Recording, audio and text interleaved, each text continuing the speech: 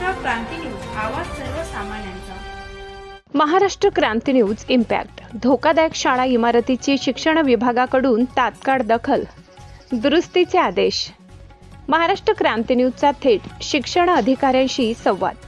पेठ तालुक्यातील पाहुची बारी येथील जिल्हा परिषद शाळेच्या धोकादायक वर्गखोल्यांबाबत महाराष्ट्र क्रांती न्यूजने 3 दिवसांपूर्वी वृत्त प्रसिद्ध करून प्रशासनाचे लक्ष वेधले होते। शाळेच्या वर्गखोल्यांची अवस्था चिंताजनक असून या ठिकाणी तब्बल 267 विद्यार्थी शिक्षण घेत असल्याने विद्यार्थ्यांच्या सुरक्षेचा प्रश्न ऐरणीवर आला होता। ग्रामस्थांनी शाळेच्या धोकादायक इमारतीबाबत चिंता व्यक्त करत तातडीने दुरुस्तीची मागणी केली होती। या संदर्भातील वृत्त महाराष्ट्र क्रांती न्यूजने प्रसिद्ध केल्यानंतर जिल्हा परिषद प्रशासनाने या प्रकरणाची गंभीर दखल घेतली आहे। जिल्हा परिषदेचे मुख्य कार्यकारी अधिकारी ओमकार पवार यांच्या मार्गदर्शनाखाली प्राथमिक शिक्षण विभागाच्या शिक्षणाधिकारी साईलता सामलेटी यांनी स्थानिक प्रशासनाला पाहुची बारी येथील शाळेच्या वर्गखोल्यांची तात्काळ दुरुस्ती करण्याचे आदेश दिल्याची माहिती त्यांनी आज 20 ऑगस्ट रोजी महाराष्ट्र क्रांती न्यूजला दिली। शाळेच्या इमारतीची सध्या स्थिती लक्षात घेऊन विद्यार्थ्यांना कोणताही धोका निर्माण होऊ नये यासाठी आवश्यक ती कार्यवाही करण्याच्या सूचना संबंधित यंत्रणेला देण्यात आल्या आहेत। त्यामुळे धोकादायक वर्गखोल्यांच्या समस्येवर आता प्रत्यक्ष कार्यवाही सुरू होण्याची अपेक्षा व्यक्त केली जात आहे।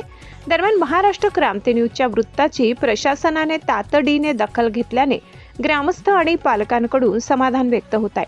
मात्र केवळ आदेश न देता दुरुस्तीचे काम प्रत्यक्षात किती लवकर सुरू होते आणि विद्यार्थ्यांना सुरक्षित वातावरण कधी मिळते याकडे आता सर्वांचे लक्ष लागले। विद्यार्थ्यांच्या सुरक्षेचा प्रश्न असल्याने शाळेच्या दुरुस्तीचे काम तातडीने पूर्ण करून विद्यार्थ्यांना सुरक्षित वर्गखोल्या उपलब्ध करून द्याव्यात अशी मागणी ग्रामस्थ व पालकांकडून होत आहे।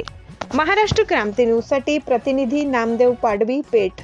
मॅडम, पेठ तालुक्यातील पाहुची बारी या ठिकाणी शालेय विद्यार्थ्यांना शिक्षण घेण्यासाठी अडचणी निर्माण होत होत्या अशी ग्रामस्थांकडून तक्रार प्राप्त झाली होती। त्याबाबत आपण प्रशासन स्तरावर काय उपाययोजना केली आहे?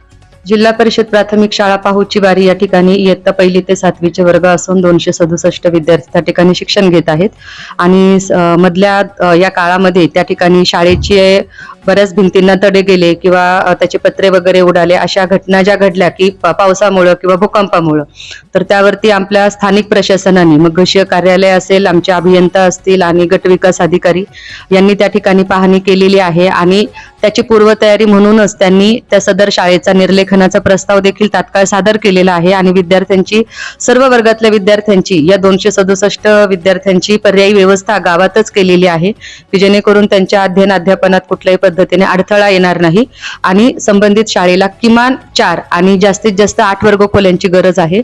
त्यासाठी आम्ही जिल्हा नियोजन मधून किंवा आपत्ती व्यवस्थापनाकडून दोन्ही विभागांकडे आमचा पाठपुरावा सुरू आहे आणि त्यांना लवकरात लवकर आम्ही 4 ते 8 वर्गखोल्या मंजूर करणार आहोत। मॅडम, हे गाव जे आहे हे अतिदुर्गम आहे, त्या ठिकाणी येण्या जाण्यासाठी बऱ्याच अडचणी निर्माण होतात।